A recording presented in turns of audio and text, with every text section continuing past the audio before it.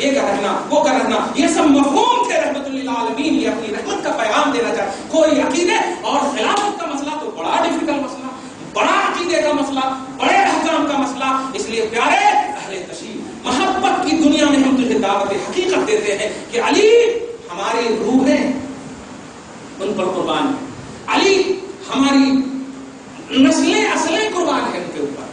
تمام اہل بیت، اور جس حدیث کو بیس بنا کر اس پر تو خود حضرت عبداللہ ابن عباس اہل بیت میں سے کوئی ایسا اشارہ تک نہیں ہے. تو یہ حدیث قرطاس کا عنوان تھا. پیارے اگر کوئی اہل تشیع وغیرہ کہیں آپ کو کہ نہیں عمر فاروق نے ایسا کیا، افسوس کے ساتھ بڑے اچھا کچھ کیا بھی ہے تو اس کو محبت کے اعتبار سے، لیکن نہیں عمر کا نام لے کر کے پاؤں لگا کے اس کے واٹس ایپ پر وغیرہ پر بہت آ گیا. 2 سال سے کنٹینیو سن رہا ہوں، اس لیے میرا دل اب نہیں مانا، ورنہ پکڑے چلے جائے. دل نہیں مانا تو آج میں نے اس کی وضاحت کر دی ہے. آپ کے اگر سماجی سطح پر کوئی اہل تشیع ہے تو آپ ان کو محبت کے آئینے میں اگر شریعت کی بات کرتے ہیں تو آپ ان سے کیجئے، نہیں تو سماجی سطح پر ہم کچھ نہیں روک سکتے ہیں. آپ بچتے ہیں تو بچیے، لیکن کوئی سننے کے موڈ میں اگر ہیں تو تحقیق کی دنیا میں آپ ان کو کہیے عمر فاروق، خدا کی قسم عبداللہ ابن عمر جو تمام اپنے بعد والے جتنے بھی صحابہ ہیں سب پر فوقیت اور افضلیت تقویٰ کے اعتبار سے رکھتے ہیں، لیکن یہ عمر فاروق کا عدل ہے کہ وصیت کر دیتے ہیں کہ میرے بیٹے کو خلیفہ نہ بنانا، میرے بیٹے کو خلیفہ نہ بنانا.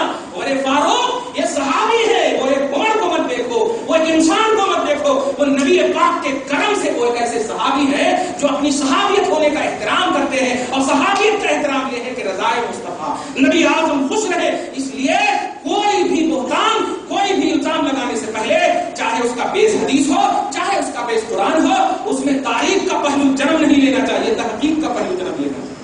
تاریخ جو ہے لکھ دی جاتی ہے اور تحقیق جو ہے لکھنے کے بعد اس پر تحقیق کی مہر لگتی ہے. اس لیے قرآن پاک سے جب عمر فاروق کی عصمت ثابت ہے تو حدیث قرطاس کو بیس بنا کر اور علی کے ماننے والے اس پر بہتان نہیں لگا سکتے، اس پر الزام نہیں لگا سکتے.